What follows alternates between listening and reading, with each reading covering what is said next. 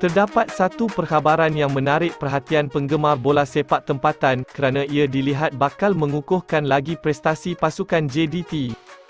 Pengarah teknikal pasukan JDT, Alistair Edwards, mengeluarkan kenyataan bahawa, berhubung dengan pemain baharu, JDT telah mengenal pasti 4 pemain baharu, dengan 3 pemain luar negara dan seorang tempatan, katanya. Berita itu semestinya membangkitkan pelbagai tanda tanya, lebih-lebih lagi dalam kalangan penyokong Tegar Harimau Selatan apabila mereka bakal beraksi dalam kejohanan Liga Juara-Juara AFC, musim depan. Musim ini, juara Liga Super 9 kali berturut-turut itu berjaya melepasi peringkat kumpulan, sebelum disingkirkan di peringkat 16 pasukan oleh wakil Jepun, Urawa Red Diamonds. Oleh itu, mereka pastinya berharap untuk mara dengan lebih bergaya musim depan, walaupun menyedari terdapat cabaran besar daripada kelab-kelab gergasi serata Asia. Bagaimanapun, kenyataan itu tidak disertai sebarang pentunjuk dengan anak-anak buah Hector Bidoglio sedang memberi sepenuh tumpuan dalam saingan Piala Malaysia.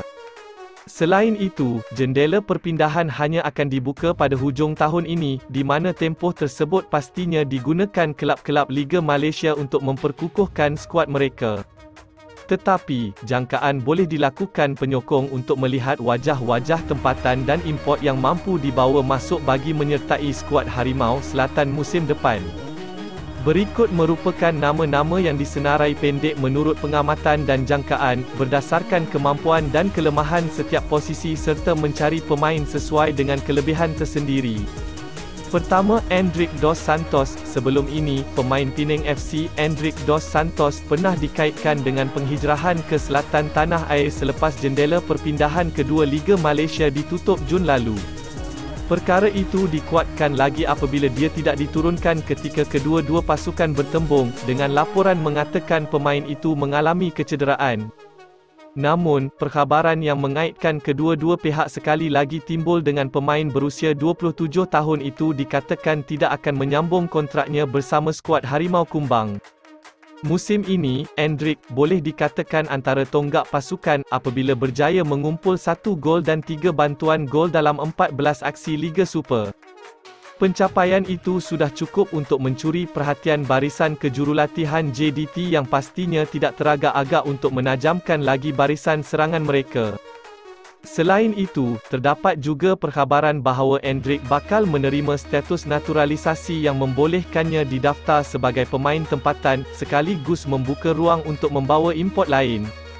Bagaimanapun, masa depan pemain dengan ketinggian 1.82 meter itu dalam lanskap bola sepak tempatan, masih sama-sama apabila dia masih mampu mencari angin baharu di Eropah maupun Amerika Selatan.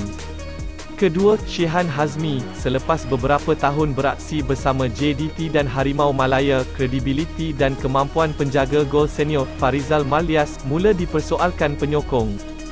Di samping gagal untuk melakukan tangkapan kemas, pemain tinggi lampai itu juga sering melakukan kesilapan sehingga merugikan pasukan dan mendatangkan perasaan kurang senang dalam kalangan penyokong.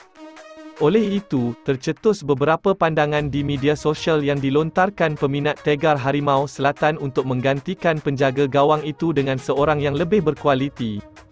Antara nama yang dikatakan mampu menggantikan Farizal untuk satu tempoh yang panjang ialah pertahanan terakhir Negeri Sembilan FC, Shehan Hazmi Mohamad. Kemampuan dan prestasinya musim ini berjaya mencuri tumpuan ramai selepas dia mengharungi sebanyak 7 perlawanan Liga Super tanpa dibolosi dalam 22 perlawanan. Ketika ini, persembahannya dalam Piala Malaysia bersama skuad Jang berjaya menerima pujian ramai, dengan dia dikatakan sebagai antara punca pasukan itu berjaya mara ke suku akhir. Namun, kebelakangan ini, kabar angin itu semakin kuat bertiup dengan jendela perpindahan semakin hampir selain kesukaran Negeri Sembilan untuk menepis segala percubaan untuk mendapatkan khidmat Shehan. Di samping itu, prospek untuk beraksi di pentas Asia pastinya sukar ditolak pemain berusia 26 tahun itu, dengan skuad kendalian K. Devan gagal menamatkan saingan Liga di tangga 2 teratas. Ketiga, Manuel Hidalgo, kegoyahan di atas padang yang ditunjukkan Sri Pahang FC tidak menghalang pemain sayap lincah, Manuel Hidalgo untuk melonjakkan reputasinya bersama pasukan. 7 gol dan 10 bantuan dalam 20 aksi Liga Super berjaya meletakkan nama Hidalgo dalam kalangan penyerang paling berbisa musim ini, setanding dengan Arif Aiman Hanapi dan Faisal Halim. Prestasinya itu pasti berjaya dihidu kelab-kelab gergasi Liga Super, termasuk JDT juga berhasrat untuk menggunakan kehadirannya untuk digilirkan dalam setiap perlawanan. Pemain kelahiran Argentina itu pasti terbuka untuk menyertai skuad Harimau Selatan apabila dia dilihat sedikit kecewa dengan kedudukan akhir pasukannya. Kegagalan untuk menamatkan saingan Liga Super di tangga 5 teratas sudah cukup mengecewakan, namun diburukkan lagi dengan penyingkiran memalukan di peringkat 16 pasukan Piala Malaysia kepada Terengganu FC. Selain itu, Hidalgo yang baru sahaja berusia 23 tahun pastinya mencuri tumpuan dengan sumbangannya bersama sesebuah pasukan mampu dikekalkan buat satu tempoh yang panjang. Namun, persoalannya, mampukah pemain bersusuk kecil itu dipancing JDT apabila dia pasti memahami penghijrahan itu bermaksud aksinya bakal terbatas dengan lambakan penyerang sayap di kelab itu? Keempat papih di Akitih musim ini, JDT merekodkan satu lagi pencapaian membanggakan apabila mereka membuktikan keutuhan barisan pertahanan dengan hanya dibolosi 12 kali dalam 22 aksi liga. Perkara itu dilihat sebagai satu peningkatan, berbanding beberapa musim kebelakangan ini, sekaligus membolehkan mereka tidak mencatatkan sebarang kekalahan. Namun, prestasi itu gagal untuk diulang di pentas ACL, selepas mereka gagal menyekat serangan bertali arus lawan, sehingga mereka dibolosi sebanyak 5 kali ketika pertemuan dengan Urawa Red Diamonds. Pihak pengurusan pastinya berharap untuk menambah baik kemampuan benteng pertahanan, dengan membawa seorang import kental dan berpengalaman luas. Seorang pemain yang dilihat mampu memperkukuhkan lagi pasukan ialah tonggak skuad Sang Penyu, Papih di Akitih, walaupun baru sahaja menyertai mereka awal musim lalu. Selain bijak menggunakan ketinggiannya dalam menyekat hantaran lawan, dia juga dilihat tenang meskipun terdapat percubaan pihak lawan untuk mencuri bola daripadanya.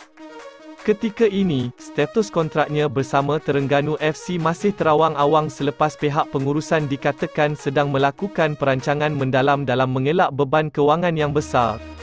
Keputusan itu dilihat bakal menyaksikan pemain kelahiran Senegal itu untuk berhijrah, dan JDT mampu menjadi salah satu destinasi sesuai untuk meningkatkan kemampuannya. Di samping itu, di Akitih mempunyai pengalaman luas di peringkat Asia, selepas dia pernah berkhidmat bersama dua pasukan Vietnam, Saigon dan Ho Chi Minh City.